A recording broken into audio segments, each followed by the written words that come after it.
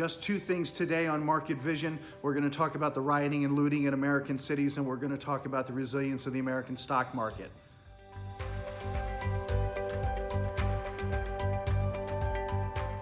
So when it comes to the rioting and looting in American cities right now, there's two sides to this, okay? First of all, none of us should try to sugarcoat the emotion and the rage that we're seeing play out in response to George Floyd's death, okay?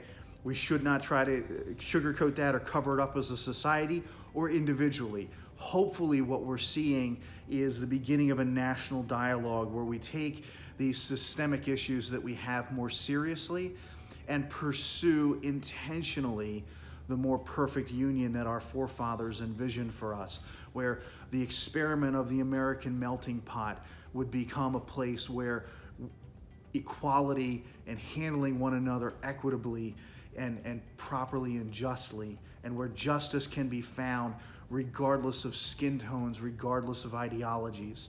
So we should not, and I certainly will not, sidestep the seriousness of that within this context. Economically, however, I want to turn the corner a little bit because we've been talking about what we expect to be a bit of a second half rebound in the United States economy and the global economy, really.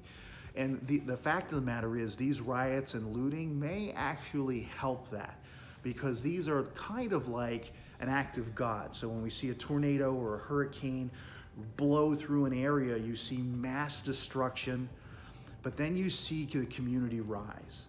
And as importantly, you see checks get written. And whether those are charitable checks, which many of us are writing today, these days, in support of folks that are affected by COVID and now folks that are affected by these riots, but more importantly, insurance companies that sit on very large buckets of capital that sit very static, very stable, very stodgy, and kind of frozen for very long periods of time. In seasons like this, those checks get written from those coffers, and so that activates that capital that would not otherwise be activated.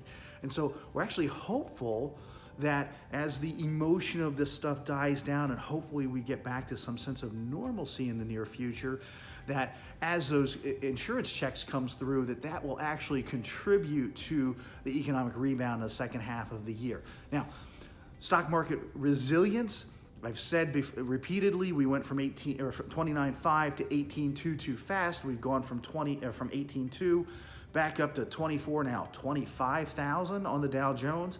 Too fast, we're probably going to be range bound here, but the reality is the stock market is always this forward-looking indicator, and so the reason the market dropped off so hard in March and April was that it was looking forward to the second quarter data. And now the market is beginning to look at that third quarter data. The beautiful thing about the market is it has no memory, does not remember what last quarter's economic data was. It's always looking forward. And so as much as we're seeing and have priced in the drop in second quarter data, the reality is if we get even a fraction of that made up in the third quarter and subsequent fourth quarter data could be the best economic data numbers we've ever seen.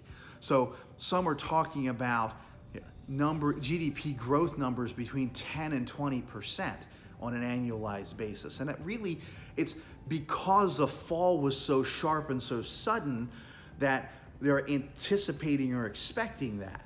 So that's why the market's been very resilient.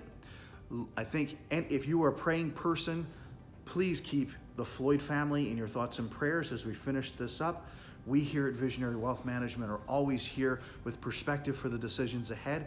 Please contact us anytime you have concerns or questions. We're never going to sidestep your questions or your concerns either. Have a great day. Enjoy the changing seasons. Let's look forward to a fantastic summer of 2020.